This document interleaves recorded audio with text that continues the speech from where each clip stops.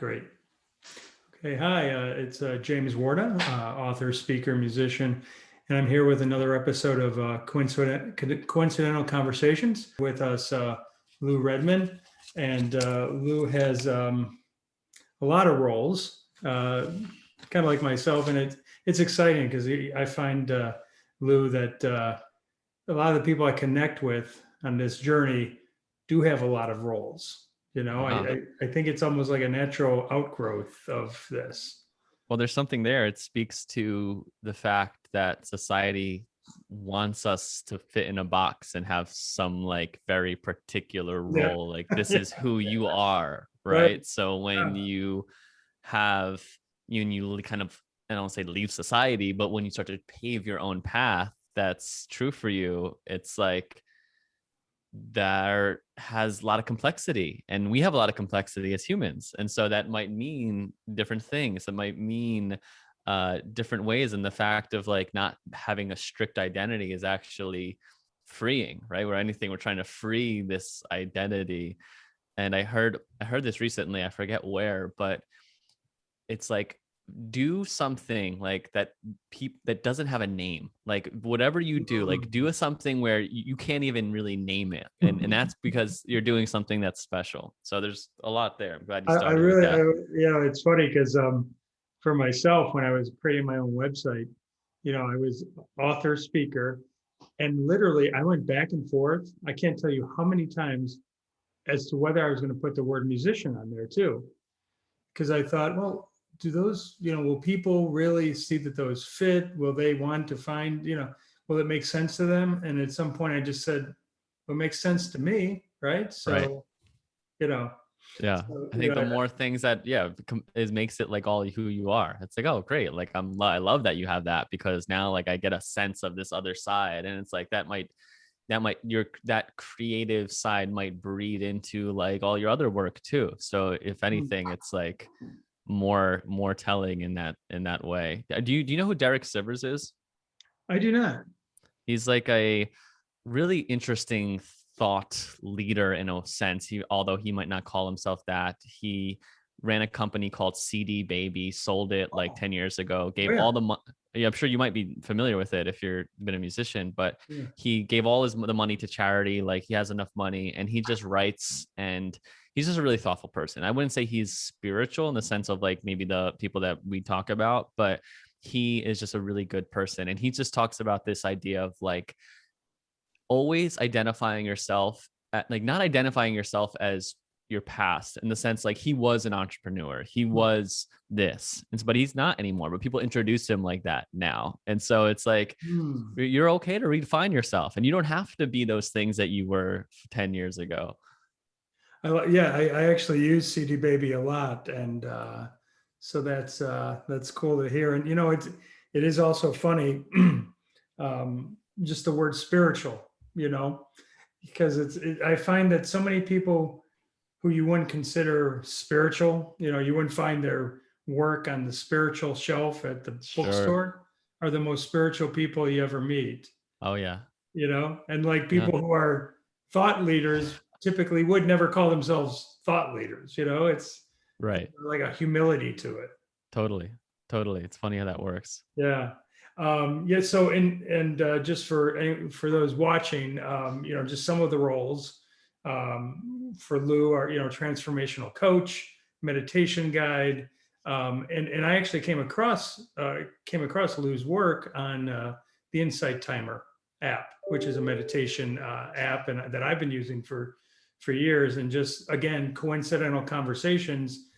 I'm not exactly sure where the connection was made, but as soon as I heard your stuff, something about your guided meditations and your work is different to me. And I wanted to try to put that in words, but it's not easy. It's very human. It's very sincere, and I really feel like I'm sitting down and talking to a friend. You Hmm. know, you know how it can be. You know, there's some of the guided meditations where people they take on the meditation voice, and and you just it doesn't feel real. Your stuff feels real to me. Do you hear that from other people? Do other people tell you that? I do, yeah. I've been fortunate enough to find Insight Timer and find a way that I do things that I feel is just intuitive and natural and a creative expression. I kind of see creating guided meditations almost as like an art, almost maybe how you Mm, would see creating a song. yeah. And I've been able to weave my own journey and my own story within to guided meditations in a way that I've found definitely speaks to people.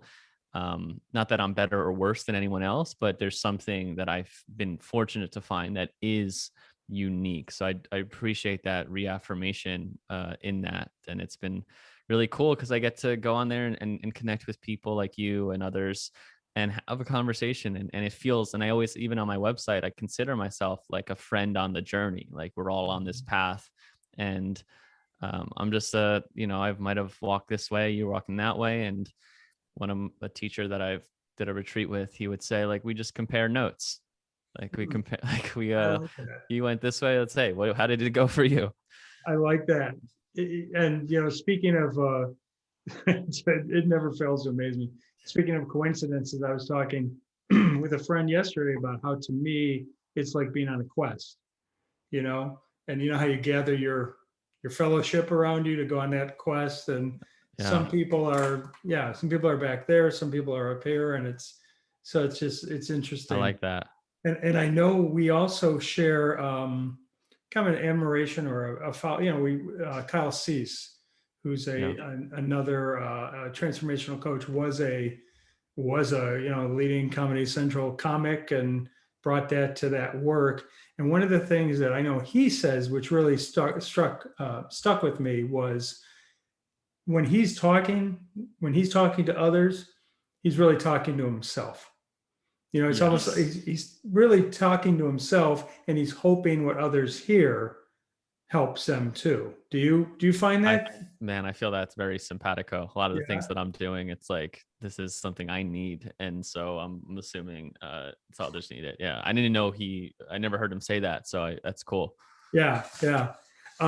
So, and I'm just taking a few notes here on the side here. So I wanted to ask you, I've read about your kind of journey that got you here, but if you could just recap a little bit of, how did you get from where you were to where you are right now? Sure. And any surprises along the way?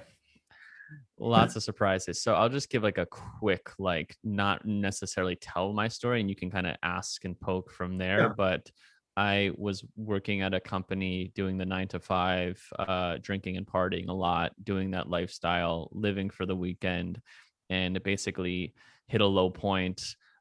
Ended up getting around a group of people, ended up in this meeting, and it was more of it wasn't necessarily an entrepreneurial group, but it was people that were typically like more entrepreneurial. And we didn't just talk about business. Obviously, I was just working at a company, so I wasn't like having my own business, but we talked about things that mattered. And we started talking about books, and people were reading. And I was like, who reads? Like, where am I? Like, what is this?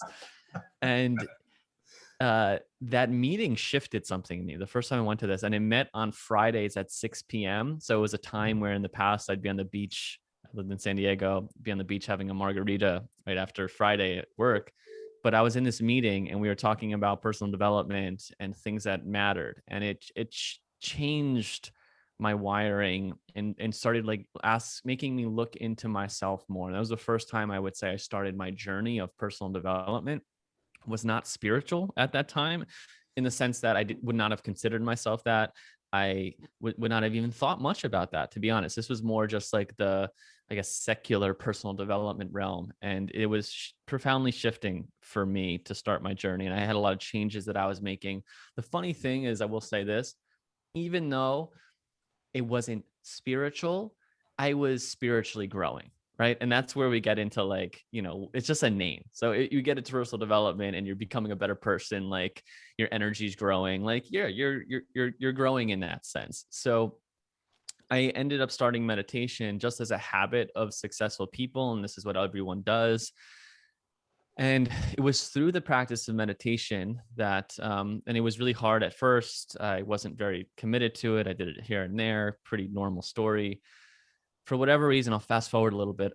7 months from getting into this group, I'm at a hike in Joshua Tree a couple days after New Year's, and decide to start meditating up this mountain. And as I'm meditating up this mountain, I've never been on a hike by myself. It's like my first time doing this, and I start really experiencing meditation in a new way, having these like really interesting realizations and just really powerful energy. And um, get to the top, and it's just this beautiful scene. And I start writing in my journal around uh, just like wanting to be a father and like having these interesting insights and just thinking about like the future in some way. And I get a what it felt like, and a call from the universe, a call from God, however you want to name it. It felt like I was getting asked if I wanted all that life had in store for me. Right, I had been growing a lot. I had just grown in my company, and I got this like intuitive feeling like, do I want everything that life has for me? And of course I do. Of course we all do, right? Well, if we got to answer that question, of yes. But I felt like I knew what I needed to give up in that moment. Like I felt Mm. like I needed to make a commitment to stop drinking. Now, at the time, I had been drinking a lot less, partying a lot less, but still, it was kind of a thing for me. And it's a lot of family history there that I won't belabor. But, um, and I didn't know if I could do it. I'm 24 or 5 years old at the time. Like, how does a 25-year-old be in the world without a drink in their hand while they're socializing? But I got over it. I made this commitment. I wrote this down. I closed my journal. And when I did that, it was like the sky had opened up, and it like showered me with all of this love and just ecstasy and like all of these, it was a spiritual experience. I was crying, like, and it was a spiritual awakening. Like I didn't know what was happening. It was new for me. It was beautiful. I basked in it for a while, eventually came back into my car, literally said to myself, like, wow, that was a spiritual thing. Like, and it was like the first time using that language. Got back in my car, go back to San Diego, and then I'll pause the story, not pause it, but I'll kind of move through it quicker. Basically, the next few days, I kept having different experiences like this, Mm. which then led me to, without any 2-week notice, 4 days after the day that I just talked about, quitting my full-time job with no money saved and no plans on what I was going to do. I just felt this like calling, and again, a long story of like talk Mhm. about synchronistic coincidences. Like so many events happened within that time, but I want to just get to the crux of it to see if you have questions on that, and I can dig into more for sure. But yeah, leave my full-time job to start this path of really living my purpose or finding whatever that thing is. Again, I didn't know what it was, but I found in doing jumping, literally jumped off a cliff, how supported we are to have us guided to that. And so that was 6 years ago. And so it's been 6 years of finding my way and getting to the place I am now, which is the things that you said, right? Coach, meditation guide, author, writer, speaker, and all those things that we do. So that's where I was. That was the crux point. Now I'm here, and obviously there's been a lot in between. It's, it's it's funny. Sometimes it's like, okay, well, let's just give that some space. Let's just honor what you just said. That's very powerful, right? Um, when you came back down the mountain, and it's great that it happened on a mountain because that's so perfect, right? It's Right. like, It's kind of the epic thing. Like, yeah, I wish I got just a realization on the mountain. It's like, I did. I Um, wasn't looking. Here's the thing: was not looking for it at all, I and it's I when it get happens. that. I get that. When you're looking for it, it you know. So just a quick aside. Back in, boy, what was it? The early 2000s, probably. I'm going to show my age a bit, but yeah, I was just starting to do some writing. I just had younger kids. I finally had something to write about, moments, Yeah. and I heard a voice, And the voice said, tell them they're loved, tell them they belong, tell them not to be afraid. And the answer is in moments. And Mm, that's beautiful. so my wife and I were reading one night in bed, and I said, Gina, I think I have a calling. And she said, but you don't even go to church. And since that That's great. day, I've been trying to figure out, okay, what does that mean? How do I do it? And whose Mhm. voice was it? And I used to think it was God's voice. And I think it was, but I also think it was my own, Yeah. kind of, It's and the I'm just intersection wondering, of that. Yeah. right? So Yeah. that whatever happened to you on that mountain, was it external from you or was it internal from you? Or was it both? It's just, Absolutely. Yeah. so when you came down that mountain, did you tell anyone what happened? Mm. You know what? Actually, the first thing I did was actually call my parents and told them that I'm gonna stop drinking, and which was, should be like such a great thing to hear, but it was just such a weird thing to like call them randomly and tell them this. I think they were like my mom. I mean, my mom doesn't drink. My dad's kind of has an alcoholic history in his family, and so there's that aspect to it. So, and I've definitely had tendencies towards that.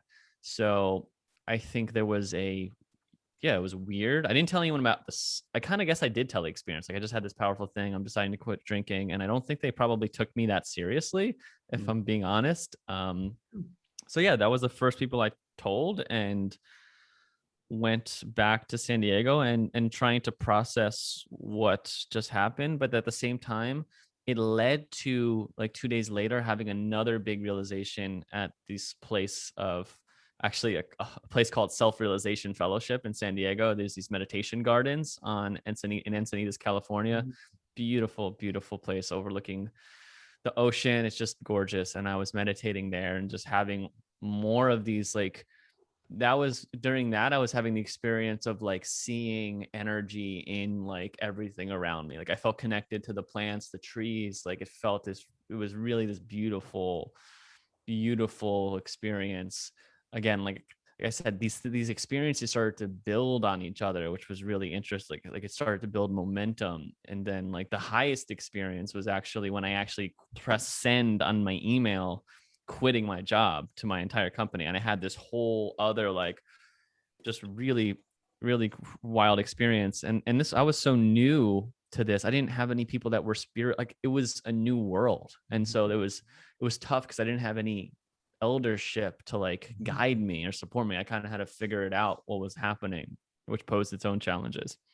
Have you found mentors since then? I've definitely had people, like teachers and whatnot. As far as like anyone that could tell me about what I experienced, not necessarily. I've kind of researched. The only thing that really kind of resonated for me was Kundalini awakening when I would research what that was and like what happened like afterwards. Because it's like it felt like I entered another world. Like I wasn't in this world. Like I felt I was kind of just very separate, and it's very psychologically um challenging, but also like incredibly blissful and like beautiful Right? at the same Yeah, time. yeah. It's funny because I wish I could refer to Eckhart Tolle but I often refer to The Matrix, Yes. the movie The Matrix. It came along at a time in my own kind of transformation that was like, Yeah. where I was like, wait a minute, what I've been experiencing, they're saying, you know, and Yeah. this isn't a science fiction movie. This is a This spiritual movie is yeah. that's appearing to be science fiction, right?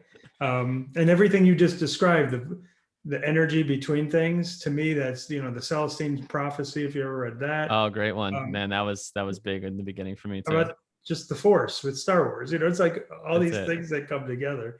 And the reason first of all, you're incredibly vulnerable. You make yourself incredibly vulnerable, and I know I can tell you're not you're being vulnerable because that's who you are. And with Brene Brown saying vulnerability is the greatest courage. Mhm. Were you always that vulnerable, or did that come from the awakening? That's a great question. I feel like I think this is part of, because it doesn't feel very vulnerable to me. I think that's the thing. Like sharing my struggles or journey it's actually a way that it helps me process the things that happened. Like, if anything, it feels like just really healing for me to be able to share it. So I think that it wasn't necessarily awakening, like that I think there's this part of me was always in me. I don't have an I think and then and it helps me thrive, and I guess the things I do. There's a part of me that's okay with being in front of people and sharing stuff that others might feel like, how could you, that's, I would never be able to do that. And I've heard people say that, and it's like, oh, it's not like I'm like feeling it and like, oh my God. And I will say there are things that I've shared that it's like, this makes me really nervous to share. So I don't want to pretend like this is just super easy. I've definitely worked a lot as far as public speaking goes and sharing goes. But I think it's also a way that it just helps me to just connect with people in a way that feels right. Did you Were there some people who just couldn't get it and almost got Oh my, scared yeah. off? And Yes, yeah, most people. They yeah. had my work had an was trying to plan, or my friends who was at my work, where I quit. And again, it was no 2 week notice. It made no sense. I had just won the best employee award like a month ago. Like I said, I was doing all this personal development. It was showing bounds in my life. Mm. I had just got a promotion at work. It made no sense. Like, people thought I was losing it. And I was, in a sense. I lost my mind in that way, right? Mhm. To And so they were like talking about like creating an intervention for me. Like, it was that insane to other people. They thought I literally went crazy. And yeah, I've lost a lot of friends and a lot of people from my old life, because it's just a different energy, and they couldn't hold that, right? They Mm. weren't ready to hold that. And I think that comes sometimes on a spiritual path. Like, people are in your life for a certain time, and sometimes we let people go and new people are going to emerge. So yeah, most people in my previous life thought I went crazy, because everyone heard about it, all people heard about this in different ways, from high school to college to, yeah. So that was really challenging too. Like, everyone thinks you're a nut job. Well, what's so interesting and I think you were kind of saying it there without saying it, is like they thought you lost your mind, but actually you found your soul, right? Beautiful, beautifully I said, mean, exactly. so it's and the other piece of that is, um, how much of this would you say was choice on your part?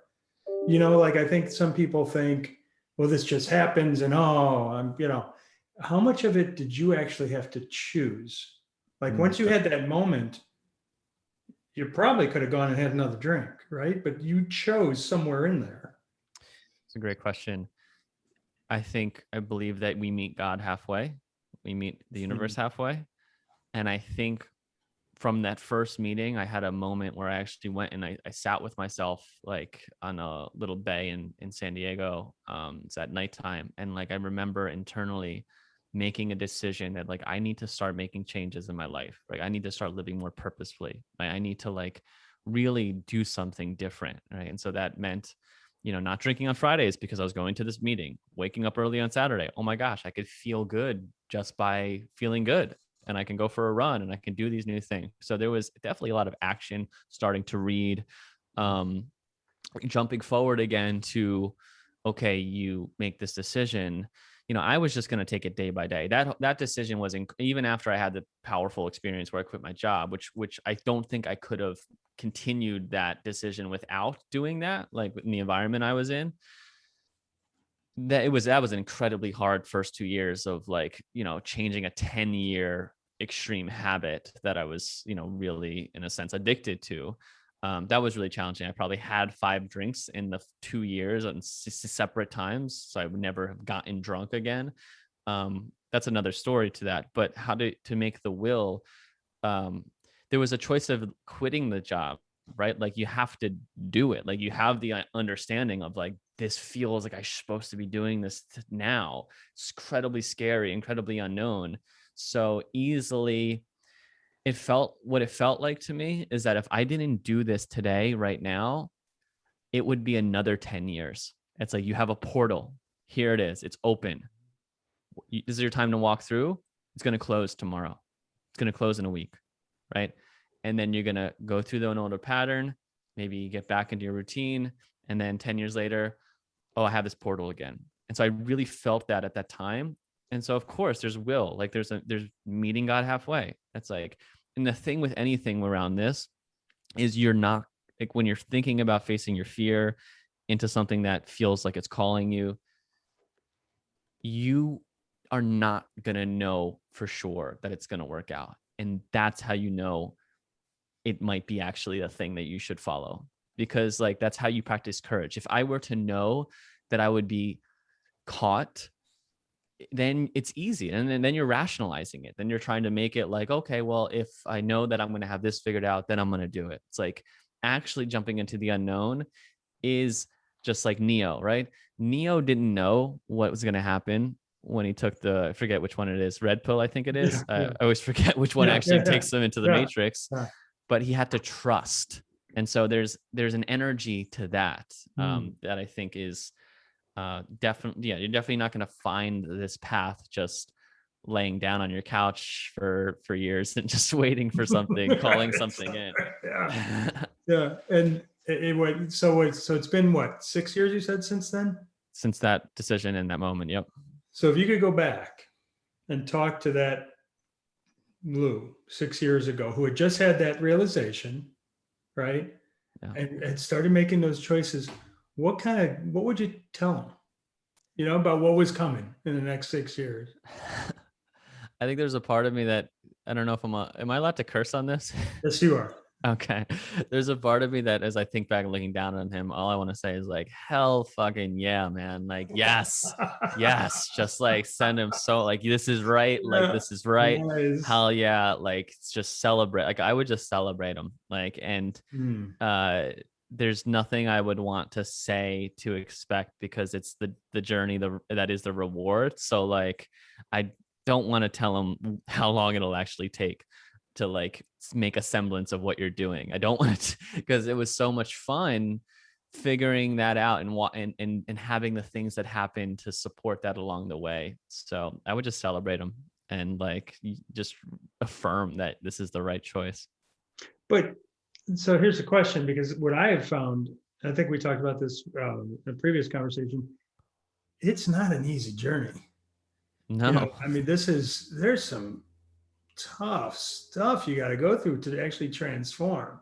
Have you found those dark nights, since that 6 years ago? Have you gone through those tough Absolutely. things? Absolutely. There's been a few, and I think like there's been like one that was pretty intense, and it's like a mix of, I think, a dark night, as it almost has like this depression feel to it. Like there's just no, like it almost feels like the world's closing in. Maybe that's like the belly of the whale kind of mythological symbolism. And I think there was the shakeup in the beginning, and just like, 2 months into it, of like, what the hell did I do? And like, what am I going to do? And still not having my like finances figured out, and burning bridges. And so there was like, I would say not a full one, but it felt like just a crazy emergence. I think that time right afterwards was just very unique, where there were so many peaks and valleys that I wouldn't say was a true dark night of the soul. But when it really actually came is right after publishing my first book, my only book right now, but I do plan to write more. But Can you share the name of your first book, just for Find Your Truth. Find Your Truth. Okay. Yeah. Uh, because it was the thing that I was holding on to for 2 years. Like I quit my job, and then 2 months into it, I was like, I need to write this story of transformation. Like it's crazy what just happened. I need to like write this crazy story. Like I need to write what happened. It's so insane. It feels like I'm in a movie. Like I just need to write it. And so for 2 years, like that was my North Star. And I thought like when I publish this thing, then I'm going to, make it, or calls will start coming in, and, whatever it is. And I'm incredibly proud of the book. I crowdfunded it to get like some like of the marketing started up. I self-published it. It was an incredible project, incredible accomplishment for myself at 27 years old, who's just getting into this thing. Super proud of the work, super proud of the editor that I worked with, and our accomplishment in it. And after it was published, it was like, great. One, it's not selling millions of copies. Not on Oprah's couch yet. But like, okay, what now?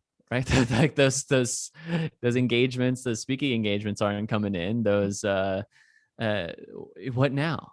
And so that like put me into like a real dark period of just feeling very scared, feeling very unsure um, about what I was doing. Like it was, and that was, yeah, it was some low points. I remember the only time where I ever, and not the only time, this is probably the second time where like I've really doubted and thought like, I remember my partner coming home, and like looking at her, and like I'm crying just in fear, really, like sitting there and just being like, I don't know if I can do this anymore. Like I just couldn't hold the feeling that I was feeling. Like it was just really scary.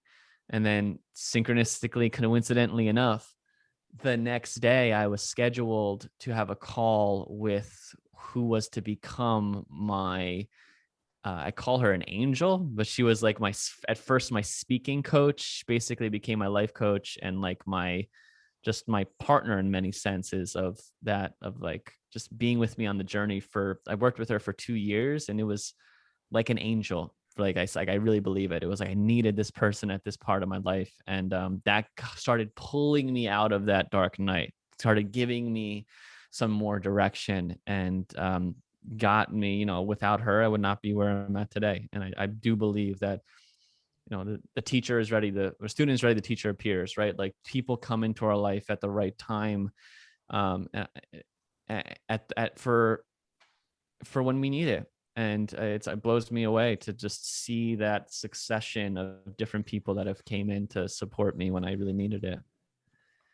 And I think what I've seen is often it goes both ways. So the who you think is the teacher and who you think is the student can flip moment to moment, Yeah. right?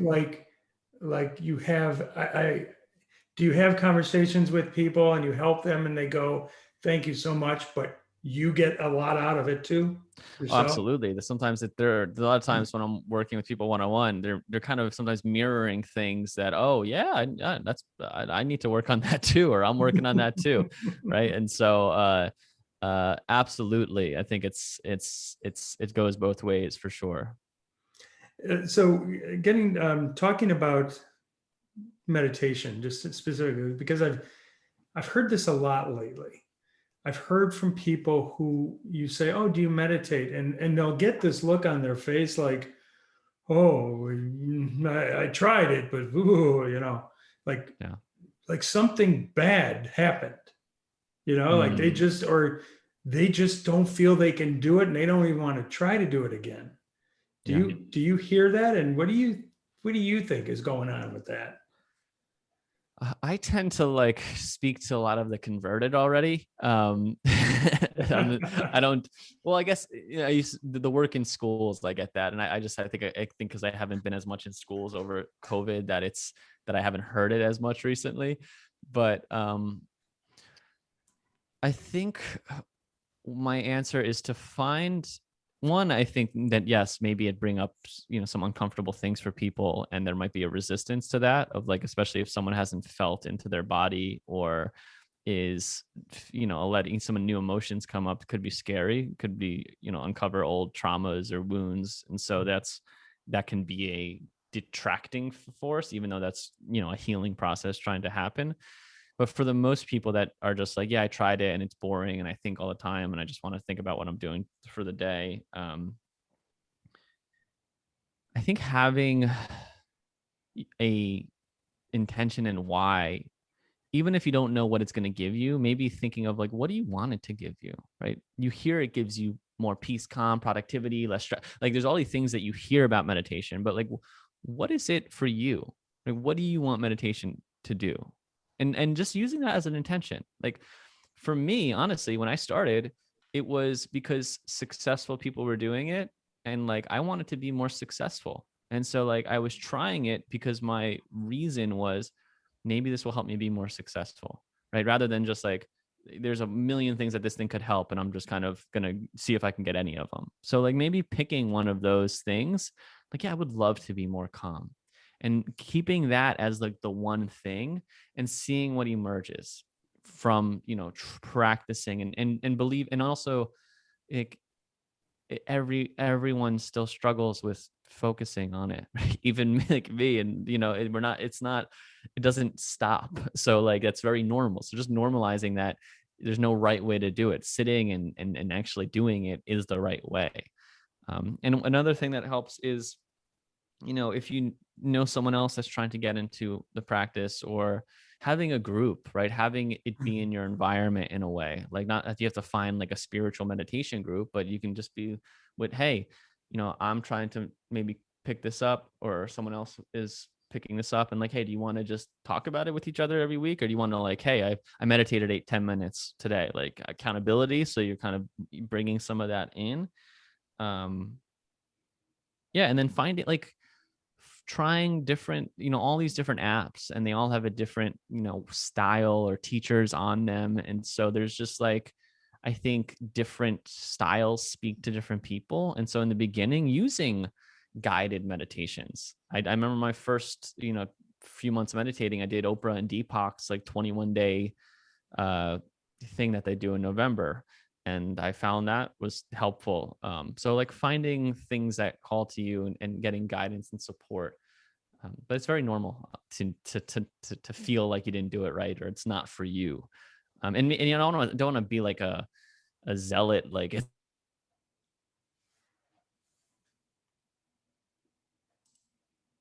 I would want to say that. But you know, if you're feeling disconnected in any way, like it's a way to connect. Um, and it's just a tool. So I don't know if that answers Yeah, answers no, around the no, no. question. That's really that's really good. And I often tell people, who go, "Oh my gosh," I say, you can't do it wrong. Exactly. Just simply being aware of what you're doing it. And I heard just a nice little twist of phrase. Instead of saying, "Oh, I have to meditate," you say, "Oh, I get to meditate." I like that. It Yeah. just it's like, I think, again, back to Kyle Cease, it's like, wow, I get to actually spend some time with me.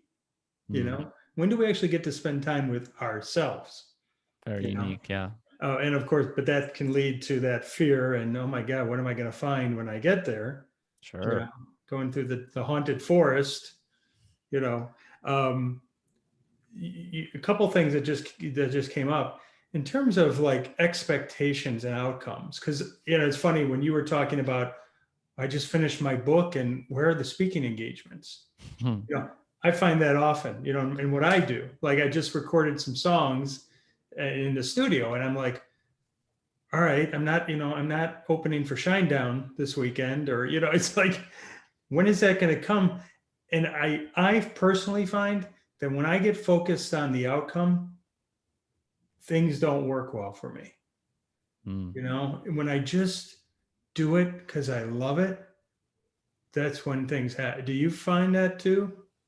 I mean, absolutely. I can just think of like my my trajectory on Insight Timer. Like I was never doing uploading meditations to like get anywhere or to do anything. Like it was just something I loved to do. And I just was getting so much from connecting with the people that were listening to it. And so that like emerged, and it ended up being this thing that can actually support me financially in many ways. And I didn't know that. Right. So it was just like, I was doing it because I loved it. I think even writing the book, like I would love working on it. Like I love that process of like creation and creativity. And I was just in the zone for a couple hours to write each morning, or it's not that easy always. So don't, if you're writing a book, know that I'm not like it's normal to be like I have no idea what I'm doing, and that's a whole another journey. But there's definitely like, I always like to think of it as the infinite game, right? Do you familiar with like finite games versus infinite games? No. So like a finite game, and there's a book on this. I think Simon Sinek has talked about it too. Finite games are games we play to end and to finish, right? So like a football game is finite. There's going to be a winner, there's going to be a loser. You're trying to win. That's the goal of the game. Those are great. Those are fun. Those are actually where it's fun to be competitive. I like competition, but on an infinite game, competition is futile, because an infinite game, you're not playing to get anywhere. You're playing to play the game. Like the game is infinite, right? So a catch with your kid, right? That's an infinite game, right? You're not getting anywhere. You're doing it because you're creating, like you said, like a moment with them, and you're enjoying that. One example. But like with your journey, with your music, with whatever you're creating in your life, you're the reward is getting to wake up and do the thing again, right? The reward is, okay, not if if not if this label signed me, or if I'm doing that thing. Those might come great. If they come, great. If not, tomorrow I'm going to wake up and I'm going to create the thing again. And there's a really great podcast. Rick Rubin, the famous music producer, he has a podcast with it's called it's not his podcast. He was on the podcast called The Moment with Brian Koppelman. Really great podcast for creatives. He interviews a lot of people that a lot of people that are creative in different fields, and talks about like the moment with, similar to how we just talked about the moment. But Rick Rubin shares really nicely on this concept that I'm talking about, of like, because he would ask Rick Rubin, like, when you're in the studio with I forget who it was, some like insane, like I think he worked with Foo Fighters, or when someone was like creating like an epic song where it's like this thing of Bob Dylan, like this classic song was happening. Were you like, this is gonna be the biggest thing ever? Like this is, we're like, no, we're just making music, and like that's the fun of it. Like we're not doing it for that. We're not thinking about that. Like we're just in the studio, like, and enjoying. Yeah, there's the energy of that thing that's getting created, and then it's like, okay, what's next? And so bringing that into our lives, and like realizing I always talk about too, like, if you want to have a good life, let's have a good year. If you want to have a good year, have a good month. You want to have a good month, have a good week, have a good day. And so like bringing it down to the micro of like, if I can get a bunch of good days down, then I can have a good month. And if I can trickle some months in there, then maybe the year is good. So seeing like, hey, what can I do tomorrow that's a good day? And then repeat that, because we're never going to get where we're going. We're never going to arrive. I don't know. You tell me, James, you're a little bit older than me. But have you Right. arrived? Have you arrived? No. It's funny. Somebody said, I think what's helpful is there's like a graph, and some people go, oh, transformation, it must go like this, and they say, no, a transformation goes like this, right? Right. It's like, Yeah.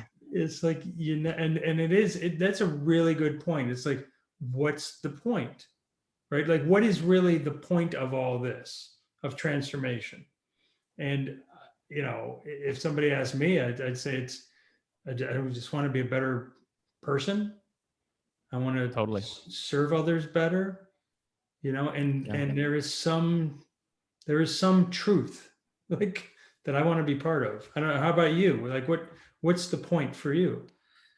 I think you nailed a lot of it. And it's like when you talk about some people that wouldn't consider themselves spiritual or but are spiritual, it's like some people just have that down where they don't need the, like, I really believe like some people just have, hey, I want to be a good person and I'm going to do the things to be a good person and I'm going to have a loving relationships in this world, and like they just do it maybe because they didn't have the, maybe because their upbringing was maybe nicer and loving. I don't know. Some people like are just where like they might have really interesting things that they're doing, but they would never say that they're like, I don't know, maybe they would never like be considered that, but like the way that they live their life is a an expression of who they are. And I think that's the journey of transformation. Is like, I think Joseph Campbell says, the privilege of a lifetime is being who you are.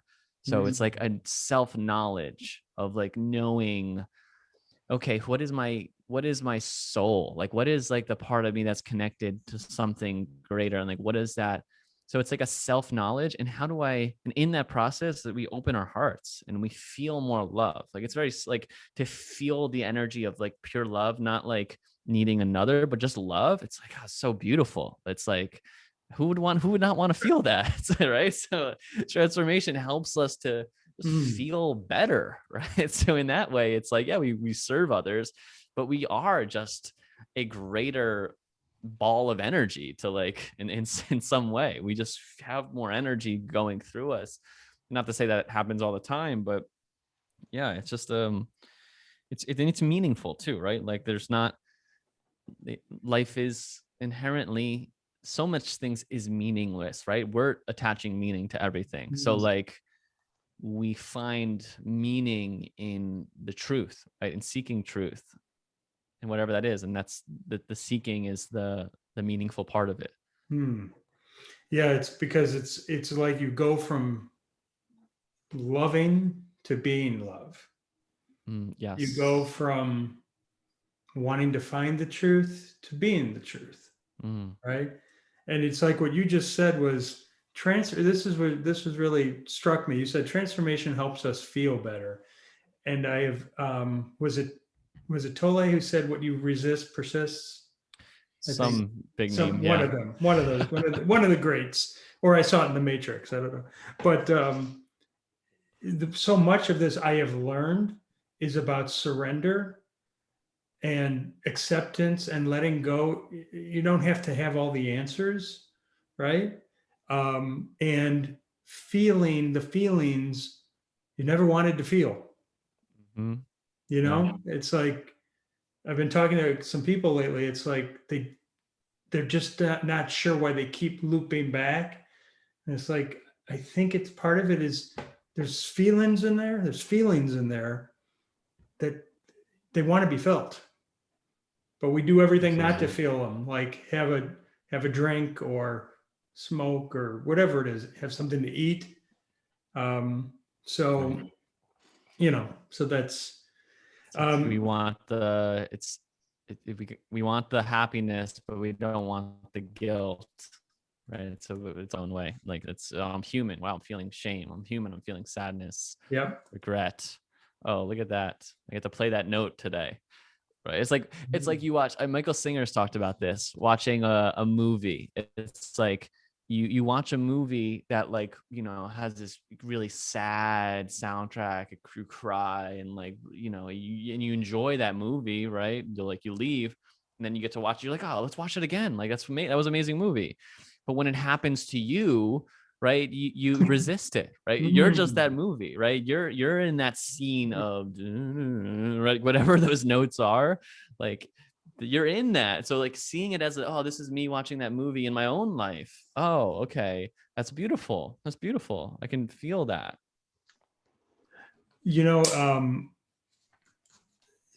I think I think we're going to be wrapping up here soon, but I, I I recently interviewed Ted Neely. I don't know if you're familiar with Ted Neely was. He played Jesus Christ in Jesus Christ Superstar in the 1973 film. Right. So they went to Israel and they shot the musical. And if you've ever seen him or talked to him, it's kind of wild because it's like I remember I once talked to him in person. One time we saw the musical, and I went up to him afterwards and I said, "What's it like to sing Get Set of Me every night?"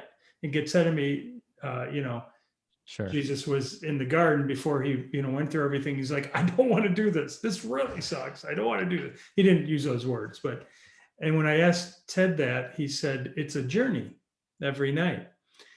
And the thing is, people are crazy about that musical. I mean, that musical has lived on, and there's incredible love. Jump forward to The Princess Bride. I don't know if you've ever seen The Princess Bride by Rob Reiner. It's like a fantasy love story, etc. Huge music. People love it. But when you ask people, why does this resonate with you so much? They really struggle to put it into words. Yeah. Like it's like The Matrix. It resonated with so many people, but if you ask them why, it's very hard to put into words. And kind of my hypothesis is that there's a common theme in all that Right. people are drawn to something in those types of things. Right. Joseph Campbell would say it's like it's speaking to our collective unconscious, right? Mhm. The hero's journey archetype of trial, going into the unknown, facing challenges, mystical, helpers. It speaks to the story of the human soul in many Mhm. ways. And yeah, that's, I think, so much why the Matrix and Star Wars are like, there's part of us that's like, I'm Neo, Yes. Yes. right? I'm the protagonist. That's well said. So, you talked about another book in you, right? You talked about Yes, wanting to write another book. So I'm going to put you on the spot. What are you going to say in that book? oh, What do you want to tell us?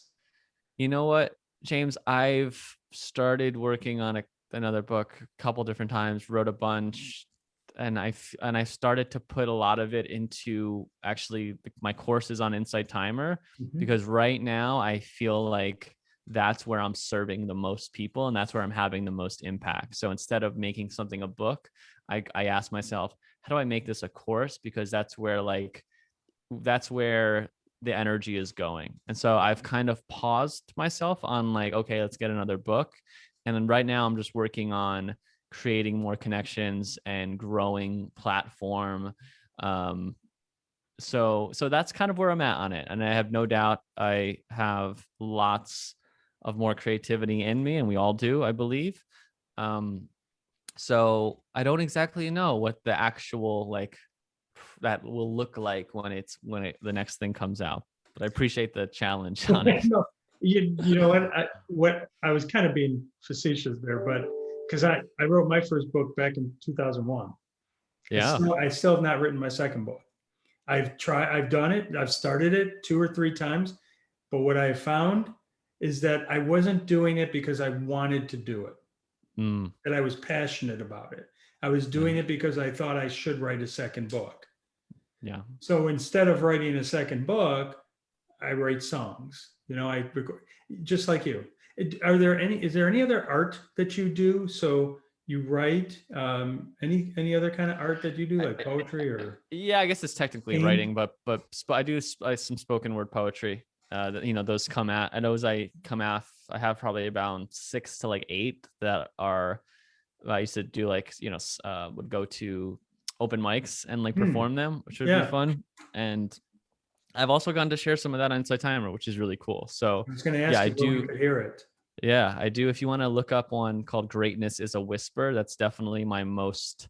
That's like there's something in that and the way I shared, especially on the one that's on Insight Timer, that speaks to something in, I think, our collective unconscious, because that seems to resonate a lot with people. So I'd point people to that one. Um, yeah, so it's more poetry. I'm definitely more of a word guy. I don't. I love music. Don't I love music? So Yeah. I'm a singer, so I used to be in choir. I don't Hmm. create necessarily. Like I like Mhm. being in a creative space. If someone has, again, I'm more of the words. Like if someone has a beat, I love freestyle. I'm not Mhm. good at freestyle, but I love playing. I think it's such a cool, fun, like creative expression to just like hear some music and just let your mind and let your consciousness kind of flow and go with that. So there's definitely some hip hop and rap influence in the things that I've maybe growing up with. Uh, but like, the other side of, artistic, I definitely have no drawing or design. That's not me. I can kind of play, I can play some music. I definitely want to learn to play piano. These are like future things that I probably need to just make time for now. But yeah, more on the word side, something about words to me. And I like theater. I like acting. That's Mm, another thing. And that's part of why I love public speaking. Not that it's an act, I'm being myself, but in a mhm. way, it is a performance, right? You're Yeah, preparing. You yeah. have things you want to say. You have to show up like a certain way, even if you have something terrible that just happened, right? If you have a Mhm. show, you're giving a speech, going out to a school, like they don't need to, you got to show up and do your job, right? So there's the performance aspect, and I love that. And there's something that I'm thinking about creating. Are you familiar with? There's some I love comedians because I think it's one of the purest, like, Mm. just like creative thing, and like being in front of people like that. But I'm actually thinking of, at some point in my life, I want to create something like this. Have you seen any of these two comedies on Netflix? Neil Brennan, it's called Three Mics. He was the guy co-writer of Chappelle Show. Mm. Or like Bo Burnham. Bo Burnham has a thing called Make Happy. And if you'd watch any of those two, you'll see that it's a little different than just a comedian with a mic doing a spiel. Um, Bo's is ridiculously incredible. Like, it's a performance, to a sense of like, he uses different like music, he uses different uh, places where he's at on stage. Like, there's something I just love about that kind of performance. Neil Brenneman's that stand up, it's called Three Mics, because he does a different like entity version of himself at each Mm. mic, Oh, where he wow. talks about different things, which is like just cool. Like, I love that creation of something on stage. And so I'm wanting to create something that's like me, like if I was doing the Three Mics analogy, like one mic is spoken word, one mic's meditation, and this other one's like inspirational speaking. So this is kind of like something Nice. I've been I, dreaming around. I yeah, haven't really it's the time's not yet to birth, yeah. but I'm hoping that that's going to be something that I do at some point, as a, performance in that way. But like, inspirational, kind of like Kyle Cease, right? Kyle Cease is someone that kind of is Yeah. doing that in his own way. Like, he's Mhm. got such that background of being on stage, whereas he's able to create art with the audience and with being on there, like, and looking at his live shows. Have you seen him live? I've seen all the videos that, Yeah. the other thing about Calasis is he really wanted to learn how to play piano. Oh, really? And I didn't so know that. he talks a lot about that he's taking piano lessons, and he started playing during his shows because Oh, it's I love something he that. really wanted to do. And what just struck me about, as you were talking about what you wanted to do, the energy that came from you. Mm, And I think that's the whole point. Like, when I talk about writing a second book, I'm not like, oh, I can't, I gotta, but when I'm talking about writing a song, that I've got to get, it has to get out of me. I yeah. have to. That's what I just saw in you, Oh, I you appreciate that. know? That's cool. I'm glad that you saw that. That energy matters, right? I love working on stuff where I was working on, actually, on a workshop. And I know, I'm sorry, I'm belaboring our time here, No, but yeah, I was go ahead. working on a workshop for, actually, I'm going to be doing a workshop through Insight Timer. It's not a Oh, platform. It's not offered yet. Like, they're kind okay. of where it's more like paid tickets. So they have the live platform, but you can actually like buy a ticket to this workshop, and it's all going to be over 3 weeks. And I was working a little bit on it yesterday, and there was a moment where I caught myself in the awareness of it, because I think it was critical to think about in work, but like where something comes to me as I'm working on it, and I'm like, it's like, yeah, I start like cheering, like I start cheering, like that's gonna be That's awesome. awesome. Like, where there's so much fun in it, and I've had that happen before, where it's like, oh yes, like I feel like I've discovered something. That's just how I work. Like, I need to start going on things, and then like an idea would come, and it's like, and I was like cheering about it. And so, I know that that might sound like this guy's cheering when he's working. I'm like over here, No, to the no. person listen, not you, Yeah, but I to the get right, person right, listening. right. But just like thinking about like, yeah, that's like when you, and the work's not always like that, but like when you get those sparks of I've written stuff where I've just like started crying thinking about writing it, like as I'm Mhm. like writing it and working on it. It's like, okay, this is something's here, right? Because something's speaking through me. There's an energy that's speaking through me. Yeah, and for those people who would be watching, who would be like, "Oh, does this guy really cheer?" The point is that I think everybody's got that in them, that there are Yeah. things that they could do that they would want to cheer themselves, that Yeah, they'd be so excited about. And I know a lot of what you do is help people kind of remember that, you know, it's absolutely. like, remember that's in you, you know? Um, so I think this has been great, great conversation. I've really enjoyed it, Yeah, it's been a lot of fun. you know? And are there any other, just to kind of, first of all, you have a circle on Inside Timer, right? A group that people can join, Yeah. Yeah. right? If you just search And Lou's talk. circle, and like we do group meditations Monday, Wednesday, Friday. Mhm. Um, and yeah, it's just a place to connect with other people. I hop in there and we'll speak to things like it's yeah, it's a cool place, cool offering that, Inside Timer allows to do. Yeah, and for anyone watching, I have no connection to Insight Timer. I mean, I upload some things there, but I'm not, there are free versions of it, and you can pay for other versions of it. So, Right. but you get to meet great people like Lou there. And can you just share your website, Lou, with us? Sure. It's just my first name, last name.com. So Lou Redmond, MOND, not MAN, LouRedmond.com. Yeah. You can find Great. everything typically from there. Well, hopefully, why don't we do this again in 6 years? And see, compare notes. Okay. yeah, yeah. All right. Well, thanks a lot, Lou. I appreciate it. Thanks, James. Really I'm just appreciate you gonna having me on. I'm just gonna do a sign off here. Thank you for watching Coincidental Conversations, and we'll see you on our next episode. Thanks a lot. Bye.